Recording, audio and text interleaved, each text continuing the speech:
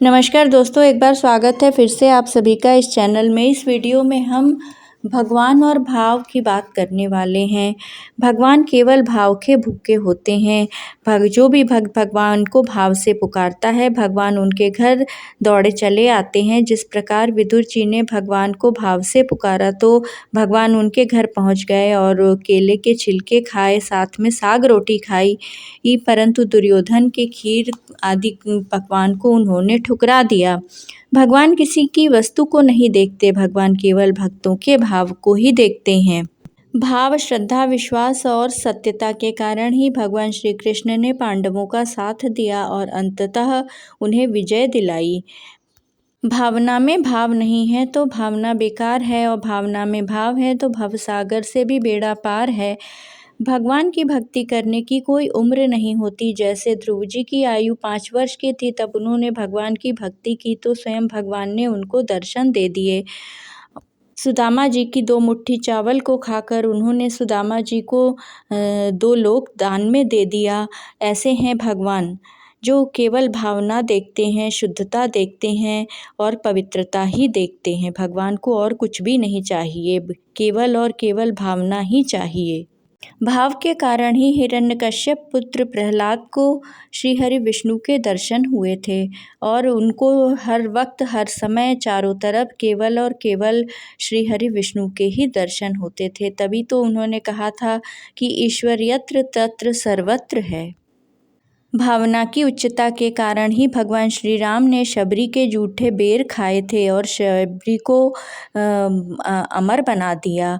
भगवान श्री राम भिलनी जाति की शबरी के जूठे बैर खा सकते हैं केवल भावना के कारण। भावना के ही कारण चैतन्य महाप्रभु हो गए और अमर हो गए। भावना और प्रेम के ही कारण राधा को श्री कृष्ण ने अमर बना दिया और सदा सदा के लिए राधा और कृष्ण एक हो गए। भगवान को पाने की 3 सीढ़ियाँ हैं: श्रद्धा, विश्वास, भावना और समर्पण। इसी प्रकार मनुष्य के बिगड़ने के 4 साधन हैं। पहला सुंदर रूप का होना, दूसरा युवावस्था का होना, तीसरा ज़्यादा संपत्ति होना और चौथा ऊंचा पद मिल जाना। इन चारों चीज़ों के साथ यदि विवेक नहीं है तो वह व्यक्ति अनर्थ किए बिना नहीं रह सकता। यदि विवेक है तो यह चारों चीज़ें भी व्यक्ति का कुछ नहीं बिगाड़ सकती। भावना के ही कारण कृष्ण सभी गोपियों के साथ एक साथ रास लीला करते थे और उन्हें अपने प्रेम का साक्षी बनाते थे। भावना के ही कारण भगवान श्री कृष्ण ने अर्जुन का सारथी बनना स्वीकार किया। भावना के ही कारण भगवान श्री कृष्ण ने प्रहलाद को अपना लिया। भावना के ही कारण भगवान ने ध्रुव की रक्षा की। भावना के ही कारण भगवान समस्त लोकों में भावना से यत्र तत्र सर्वत्र विराजते हैं।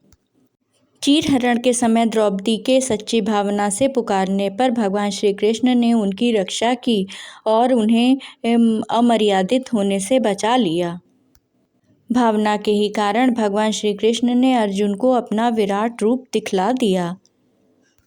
भावना के ही कारण गौतम बुद्ध ने ईश्वर को प्राप्त कर लिया और भगवान बुद्ध कहलाए। भावना के ही कारण भगवान श्री कृष्ण ने पांडवों का साथ दिया, उनकी हर पल रक्षा की और उन्हें महाभारत के युद्ध में विजयी बनाया। भावना के ही कारण भगवान श्री राम ने विभीषण को अपना लिया और रावण को मारकर लंका का अधिपति बना दिया। भावना के ही कारण भगवान श्री राम ने हनुमान को अपना लिया और अपने साथ जगत प्रसिद्ध बना दिया, देवतुल्य बना दिया। भावना के ही कारण मीरा ने भगवान श्री कृष्ण को पा लिया और भगवान ने उन्हें अपने भीतर समाहित कर लिया। भावना के ही कारण केवट ने भगवान श्री राम को पा लिया। भाव भक्ति को सुदृढ़ करता है और भक्ति पुष्ट होकर प्रभु की प्राप्ति करवा देती है। भाव के अभाव में भक्ति बेकार है और ईश्वर को नहीं प्राप्त किया जा सकता। केवल और केवल भावपूर्ण श्रद्धापूर्वक भक्ति से ही ईश्वर को प्राप्त किया जा सकता है। ईश्वर केवल और केवल भाव के ही भूखे हैं।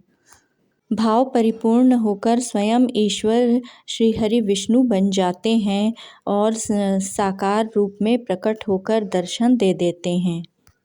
गीता के अनुसार ईश्वर पुरुषोत्तम हैं, वही परमात्मा हैं, वही श्रेष्ठ हैं और उन्हें सिर्फ भावना और भक्ति से ही प्राप्त किया जा सकता है, जिसके जरिए परम धाम की प्राप्ति संभव है।